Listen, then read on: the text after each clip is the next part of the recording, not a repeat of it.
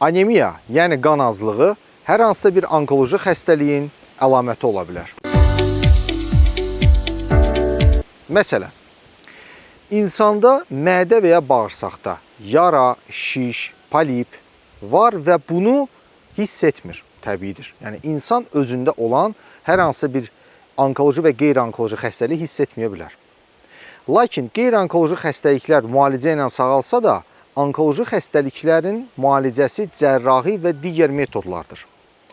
Bu zaman qanaxma baş verirsə, bu zəif damla-damla ola da bilər, bu xroniki qanaxma əlamətləri verir və ya kəsin qanaxma ola bilər. İnsanlar qanaxma zamanı, yəni qanaxmanı hiss etmədikdə, qan itirmə, qan azlığı zamanı anemiya yarandıqda gedir bir terapevtə və ya bir hematoloqa. Həmin həkimlər xəstənin əsas xəstəliyinin diaqnozunu qoymadan başlayırlar simptomatik müalicəyə.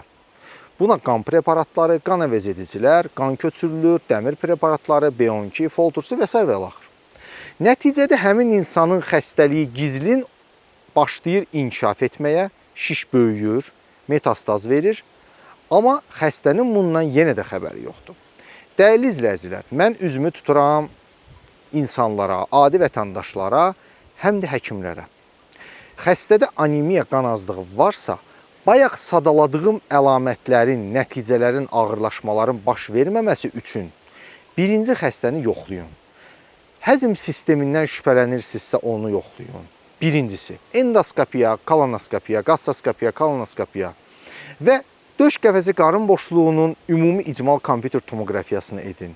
Hər hansısa bir orqanda baş verən ciddi xəstəliyi aşkar edəriksə, onun üzərinə düşüb onu aradan qaldırın. Yox, həmin xəstəliklər aşkar edilməzsə, o zaman qanın özünün də tərkibi yoxlanılmalı və anemiyanın, qan azlığının səbəbi bilinməlidir. Səbəb bilindikdən sonra səbəbə yönəlik müalicə və ya cərrahi əməliyyat aparılmalı və insan sağaldılmalıdır. Əks halda aparılan simptomatik müalicə sizin xəstəliklərinizin ağırlaşmasına səbəb olur. Sağ olun, özünüzdən müğayət olun.